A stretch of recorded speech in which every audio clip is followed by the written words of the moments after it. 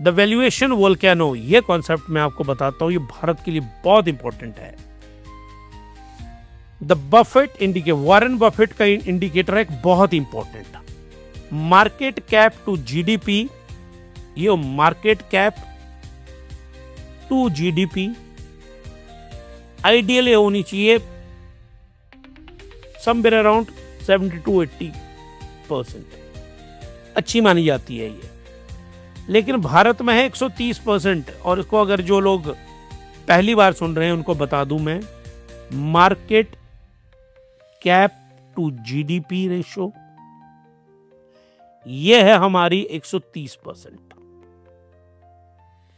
मतलब हमारे देश के ऊपर जो हमारी जीडीपी का साइज है उसका 30% एक्स्ट्रा लोन चढ़ा हुआ है यहाँ पे। तो ज्यादातर हमारी इकोनॉमी में जो काम हो रहा है वो लोन के ऊपर काम हो रहा है, और वॉरेन बफेट कहता है ये अच्छी स्थिति नहीं है, इसीलिए इसको कौन सा कलर दिया गया है, रेड, इसलिए मैं क्रॉस लगा रहा हूं। वॉरेन बफेट कह रहा है ये स्थिति हर हालत में it must be less than 80% होनी चाहिए। तो 50% ओवर लोन के ऊपर वैल्यूड। आप और सिंपल तरीके से सोचिए, आपका घर है, आपकी कमाई जो है वो 1 लाख रुपया है, लेकिन आप खर्चा कर रहे हैं 1,30,000।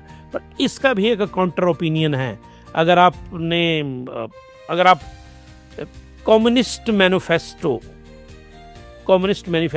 कार्ल मार्क्स ने लिखा था, ये कार्ल मार्क्स ने, इनकी थीसिस को यहां पे मैं अप्लाई करूं ना, तो ये बोलते हैं 130% सही है, और इन्होंने इसको प्रूव किया है कि ये सही है 130%। अब ये भी बताता हूं, अगर मान लो आप 1 लाख रुपए आपकी अर्निंग है और आपने 1,30,000 का लोन लिया है, 1,30,000 आपका खर्चा है, और 50,000 रुपए आप एजुकेशन में, इंफ्रास्ट्रक्चर में, इसमें खर्चा करते हैं और नया कैपिटल जनरेट करते हैं, माइंड का कैपिटल जनरेट होगा इससे आपके यहाँ, तो इसको मार्क्सिस्ट कहते हैं ये बहुत अच्छी स्थिति है, और समाज इसी से आगे बढ़ता है। आपको यहां मैं बताता हूं, मैं आपको कैपिटलिज्म वर्सेस कम्युनिज्म का ड्रामा बताता हूं। मतलब कम्युनिज्म का तो कोई ड्रामा नहीं है, ड्रामा कैपिटलिज्म का है बेसिकली। कम्युनिज्म तो बहुत मैथमेटिकली करेक्ट थियरी है। कैपिटलिज्म का ड्रामा सबसे बड़ा है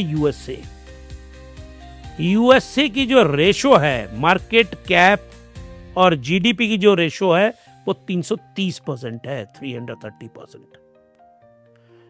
यूएस जो है बहुत सारा लोन लेता है और अपने यहां पे प्रोडक्शन इंक्रीज करता है। तो जो कैपिटलिज्म का क्या कहते हैं इसको, ब्लू आई बॉय है, वो कौन है, यूएसए कैपिटलिज्म का। लेकिन थियरी वो प्रैक्टिकल में किसकी फॉलो कर रहा है, कम्युनिज्म की, कि वो लोन ले रहा है, ज्यादातर उन्हें करेंसी खुद ही प्रिंट करनी होती है, वो लोन लेके अपने यहाँ पे प्रोडक्टिविटी इंक्रीज करता है। तो यही तो कम्युनिज्म का सबसे बड़ा थीसिस है। कम्युनिस्ट मैनिफेस्टो को अगर आप, और दास कैपिटल को अगर आप ढंग से एनालाइज करें, हमने बड़ी डेप्थ में इसको स्टडी किया है, दास कैपिटल और कम्युनिस्ट मैनिफेस्टो दोनों को मिलाएं आप, तो वो ये कहता है कि आप ज्यादा से ज्यादा स्टेट को लोन लेना चाहिए और अपने लोगों की एजुकेशन के ऊपर और उनकी वेलबींग के ऊपर खर्चा करना चाहिए, ताकि ह्यूमन कैपिटल बने और ह्यूमन कैपिटल साइंटिफिक रिसर्चेस करें और सोसाइटी में इकोनॉमिक डेवलपमेंट हो। This is a communistic model जो हाईएस्ट एंड के ऊपर यूएस फॉलो करता है और खुद को बताता है कि मैं कैपिटलिज्म का चैंपियन हूं। कभी दोनों को कंपेयर करूंगा तो फिर उस लेक्चर पे आपको जरूर लेके चलूंगा।